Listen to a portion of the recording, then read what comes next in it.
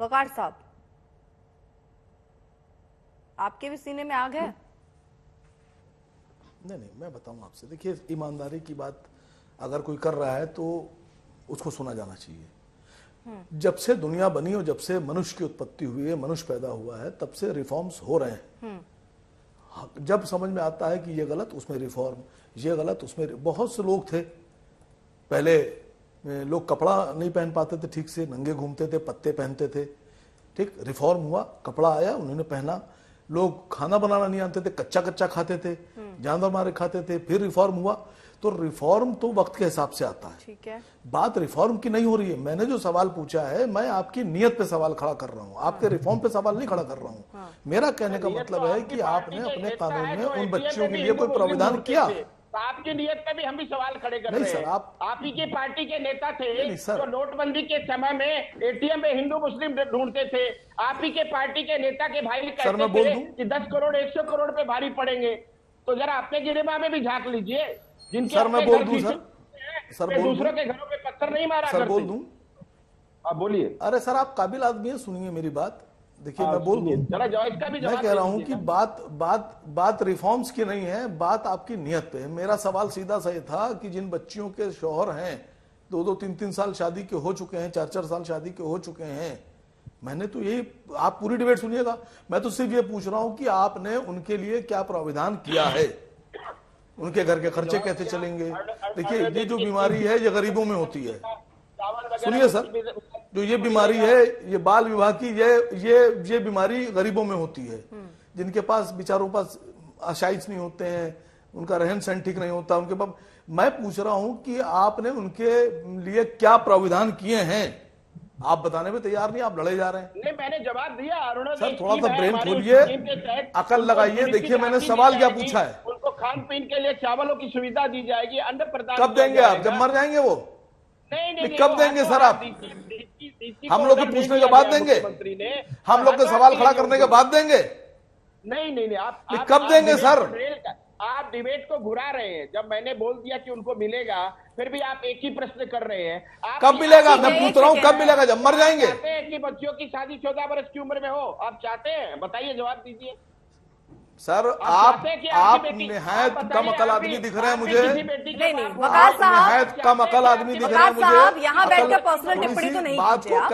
किसी को भी, यहाँ जितने पैनलिस्ट आए सब सम्मानीय हैं, आप किसी को कम अकल नहीं कह सकते। एक सेकेंड, नहीं सर, वकार साहब एक सेकेंड में रोक रही हूँ। चंपक कलीता साहब, आप, क्योंकि बार बार मैंने उसी बात से शुरू किया था, आपके नेता है अमीनुल इस्लाम जो कि कह रहे हैं कि 2024 में फायदा लेने के लिए हिंदू मुस्लिम को बांटा जा रहा है। ये हिंदू मुस्लिम कर रहे हैं, ये मुस्लिम विरोधी हैं। ये कैसे आपके नेता ये बात कह रहे हैं और आप क्यों इनसे अलग बात कर रहे हैं? यही तो कह रहा हूँ। ये हिमंत बिश्व शर्मा जी नया बीजेपी है, प्रमोद स्वामी जो नया बीजेपी है, इनको अभी प्रूव करना पड़ेगा कि हम लोग कांग्रेस से आए हैं तो ज्यादा हिंदू है। इसीलिए अगर बाल विवाह के तहत, बाल विवाह निषेध अधिनियम के तहत कुछ कार्रवाई हो रही है, एक सेकेंड, चंपक जी सुनिए। 24 को जामीन दिया है, आपको मालूम है कि नहीं? सुनेंगे अब? माजूली की सुनेंगे आप? 24 के अगर बाल विवाह के तहत कार्रवाई हो रही है, जिसने बाल विवाह किया उन पर कार्रवाई हो रही है, तो इसमें मुस्लिम और हिंदू कैसे हुआ, मुझे ये समझाइए ना। खुद बोल रहा हूँ, आसाम में ये हिंदू मुसलमान का लेने सबके लिए हो। नहीं तो आपके नेता क्यों कह रहे हैं कि 2024 में हिंदू मुस्लिम करने की कोशिश कर रहे हैं वोट बैंक के लिए? आपको क्यों लग रहा है ये? फिर मुझे बताइए ना। बताया कि नरेंद्र मोदी का क्या होगा, नरेंद्र मोदी का क्या होगा? 13-14 साल की लड़की से शादी हो गई थी, उनका क्या होगा? आपने भी नहीं पूछा, उन्होंने भी नहीं बताया। अर्पिता जी, इस अब कमाल की बात है, अभी जो हो रहा है वही देख लीजिए। मुसलमानों के शुभचिंतक संगठन all India Muslim personal law board का बयान आ गया, वक्फ बोर्ड का भी आ जाएगा, ओवैसी साहब की पार्टी के नुमाइंदे बैठे हुए हैं, एआईयूडीएफ के नुमाइंदे बैठे हैं। इस स्थिति में इन चारों का यह आना चाहिए था, वक्फ बोर्ड, ओवैसी साहब की पार्टी, एआईयूडीएफ, सबको, कि हाँ भाई जो महिलाएं प्रभावित हो रही हैं हम उनको मदद करेंगे, उनके स्वास्थ्य की चिंता करेंगे, उनका एजुकेशन को मेन स्ट्रीमिंग हो। अगर सही में आप उस समाज के शुभचिंतक हैं तो आप कर क्या रहे हैं? आप घुमा फिरा करके 9 साल और 6 साल की बच्चियों के विवाह का समर्थन कर रहे हैं। आपको मालूम है क्या होता है 9 साल और 6 साल की बच्चियों का, 18 साल से कम की बच्चियों का विवाह? इट अमाउंट टू रेप, वो बलात्कार की श्रेणी में आता है। तो आप बाल विवाह के प्रति सॉफ्ट नहीं हो रहे हैं, आप रेपिस्ट के प्रति सॉफ्ट हो रहे हैं। और इसमें तो बहस की गुंजाइश कहां थी? दोनों बाह खोल के स्वागत करना चाहिए था और यह कहना चाहिए था कि पूरे देश का अगर आंकड़ा 21% है, 1% भी नहीं होना चाहिए। असम में अगर 30% से ऊपर है तो शर्मनाक है। मैं तो कहता हूं यह आंकड़ा 0% होना चाहिए। और वकार साहब ने जो कहा 21वीं सदी में हम जी रहे हैं, समय समय के हिसाब से मानव जाति ने और सभी धर्मों ने और सभी देशों ने रिफॉर्म्स किए हैं। तो 21वीं सदी के साथ चलना और बोलना सीखिए, और बोलने में इस बात का ध्यान रखिए कि आप कहीं रिमोटली समर्थन करते हुए नहीं दिखें ऐसे कुप्रथा का, ऐसी खराब चीज का। वकार साहब, आप खुल करके विरोध कीजिए उसका। देखिए, इस डिबेट में बैठे हुए किसी भी आदमी ने यह नहीं कहा कि रिफॉर्म नहीं होना चाहिए। मेरे साथ साथ किसी ने भी ये नहीं कहा कि आप नहीं ये कह रहे हैं कि ये जो हो, अगर ऐसा हुआ है या हुआ है तो वो गलत है, या जो हो रहा है वो गलत है? आपको लगता है ये स्वीकारेंगे आप नेशनल टीवी पर बैठकर? टीवी पे बिना किंतु परंतु के एक बार बोल तो दीजिए कि टीवी पे खुल के बोल रहा हूं कि अगर कहीं प्रथा खिलाफ कुप्रथा है तो वो बदलना चाहिए। मेरी बात को समझिए। गलत है कि नहीं है सर? प्रथा हो, ये कभी नहीं होना चाहिए, रुकना चाहिए, घर में हो या नहीं आना चाहिए, ये मानते हैं कि नहीं आप? अरे मैडम, अरे अर्पिता आर्या जी, पहले बात तो सुन लीजिए पूरी। मैं कह रहा हूं कुप्रथा मेरे घर में हो या आपके घर में, बदलना चाहिए। जहां गलती होगी उसको सुधारा जाना चाहिए। आप जो ये कानून लेके आए हैं, मैंने एक बार भी नहीं कहा कि नहीं बच्ची की शादी होना चाहिए, नहीं होना चाहिए। बच्ची होती है, चाहे मेरे घर की हो चाहे आपके घर की हो।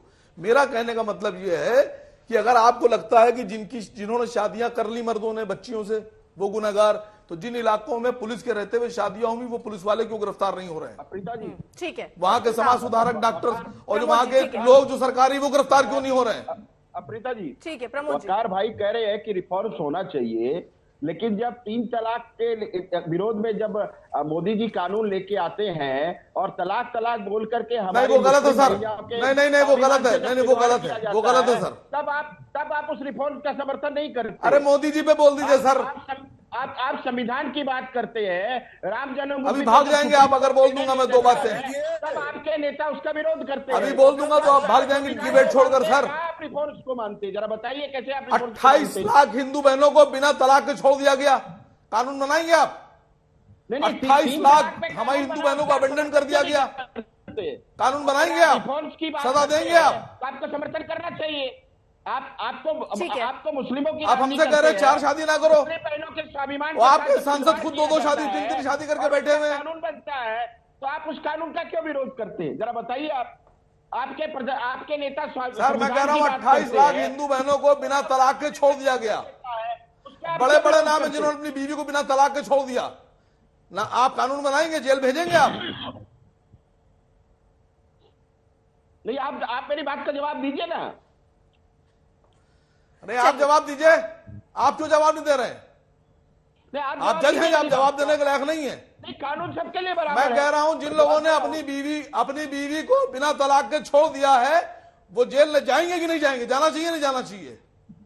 ये कानून आसाम सरकार ने बनाया है और ये कानून आसाम में लागू है। मैं पूछ रहा हूं जिन लोगों ने अपनी बीवी को बिना तलाक के छोड़ दिया है उनको जेल जाना चाहिए कि नहीं जाना चाहिए? जाति, धर्म और हवा निकल गई 2 मिनट में आपकी। सर, यहाँ बैठकर रिफॉर्म की बात कर रहे थे, कानून की बात कर रहे थे आप इस कानून की आड़ में अपनी राजनीतिक रोटियां सेक रहे हैं और देश। ठीक है, 1 सेकंड राजदीप जी, जल्दी आखिरी कमेंट, समय की थोड़ी कमी। राजदीप जी, आप सर, हमने तो आप ही को सेक दिया अभी। हाँ ठीक है, 1 सेकंड राजदीप जी, देखिए, एक आंकड़ा मैं बोलना चाहता हूं, बाकी सब लोग थोड़ा ध्यान से सुने। ये कोई राजनीतिक पॉइंट नहीं है। असम में जिस टॉपिक पे आज आप डिबेट के लिए बुलाया है सबको, उसमें केसेस है 8,185 केसेस। इसमें 5,000 ऐसे केसेस है जो अरेस्टेबल नहीं है, जो बेलेबल है और जो नोटिसेबल है। नोटिस दिया जाएगा, नोटिस का आंसर देंगे, ये लोग लीगल कार्रवाई होगा। सिर्फ 3,000 से कुछ केस कम है जो केस थोड़ा क्रिमिनल इंडिकेशन है, इनको अरेस्ट किया जाएगा।